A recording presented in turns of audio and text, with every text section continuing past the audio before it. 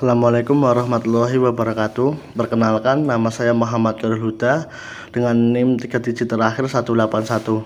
Di sini saya akan menyampaikan materi saya yang berjudul pengambilan keputusan investasi.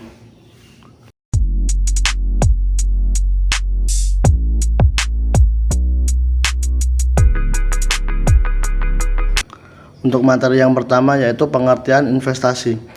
Investasi adalah aktivitas menempatkan modal baik berupa uang atau aset berharga lainnya ke dalam suatu benda, lembaga, atau suatu pihak dengan harapan pemodal atau investor kelak akan mendapatkan keuntungan setelah kurun waktu tertentu. Karena harapan mendapatkan keuntungan di kemudian hari, inilah investasi disebut juga sebagai penanaman modal. Selanjutnya yaitu jenis-jenis investasi.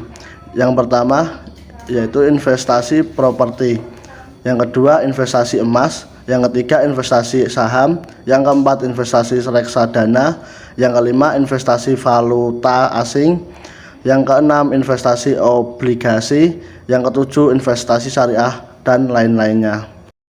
Materi selanjutnya yaitu jenis investasi berdasarkan jangka waktu. Jenis investasi berdasarkan jangka waktu dibagi menjadi dua, yaitu investasi jangka pendek dan investasi jangka panjang. Yang dimaksud dengan investasi jangka pendek merupakan investasi yang memungkinkan kamu untuk mendapatkan keuntungan kurang dari 3 tahun dan dapat langsung kamu konversikan dengan uang atau jual. Dan selanjutnya investasi jangka panjang adalah investasi yang membutuhkan waktu lebih dari 3 tahun untuk mendapatkan keuntungan. Contoh dari investasi jangka panjang adalah investasi saham dan investasi emas. Materi selanjutnya yaitu metode penilaian investasi. Yang pertama, metode payback period. Metode penilaian untuk investasi ini biasanya dipakai untuk mengetahui waktu yang diperlukan suatu investasi bisa menghasilkan pengembalian, atau disebut juga dengan metode periode pengembalian. Rumus yang bisa digunakan untuk payback period adalah periode pengembalian sama dengan nilai investasi dibagi kas bersih milik perusahaan. Yang kedua yaitu metode NVP. NVP biasanya digunakan untuk mencari tahu nilai investasi di masa kini. Caranya adalah dengan nilai arus kas yang diharapkan saat ini yang dikurangi dengan nilai investasi sesuai dengan modal yang dikeluarkan sekarang. Rumus NVP yang sederhana adalah seperti ini. NVP sama dengan nilai arus kas yang diharapkan sekarang dikurang nilai modal investasi yang disetor. Yang ketiga yaitu internal rate of return. Metode yang bisa dimanfaatkan selanjutnya adalah mencari tingkat bunga investasi yang diincar dengan cara membandingkan NVP arus kas di masa sekarang dengan di masa depan. Rumus IRR adalah sebagai berikut. IRR sama dengan tingkat bunga kecil ditambah NVP bunga kecil atau total present value bunga kecil dikurang total present value bunga besar dikali bunga besar dikurang bunga kecil. Dan yang keempat yaitu metode ARR. Nilai ARR biasanya menunjukkan laba bersih yang diperoleh sebuah investasi yang menarik perhatian Anda.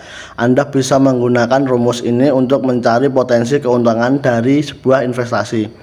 Rumusnya adalah sebagai berikut.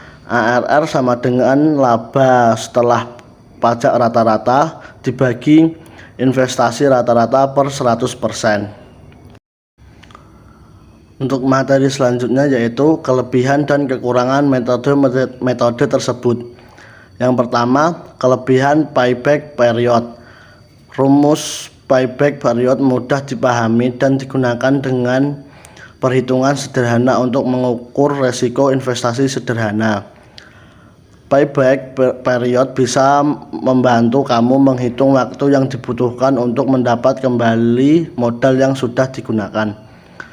Yang kedua, kekurangan payback period. Perhitungan payback period yang sangat tepat dan mudah mungkin dianggap terlalu sederhana. Perhitungan yang sederhana ini memungkinkan investor untuk lupa menghitung biaya pendukung lainnya.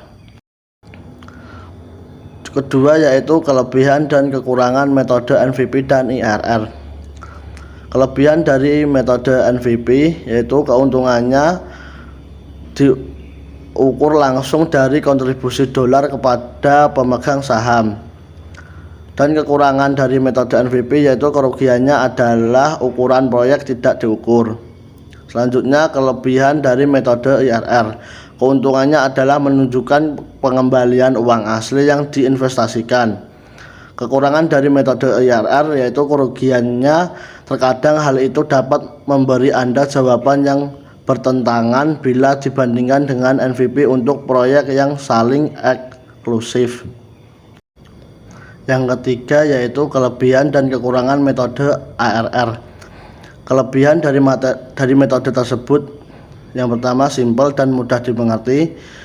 Metode ini menggunakan data akuntansi yang sudah tersedia sehingga tidak memerlukan perhitungan tambahan. Dan kekurangan metode ARR yaitu tidak memperhitungkan time value of money dan kurang memperhitungkan jangka waktu investasi. Terima kasih telah menonton dan mendengarkan materi yang saya sampaikan. Semoga materi yang saya sampaikan dapat bermanfaat bagi kalian semua.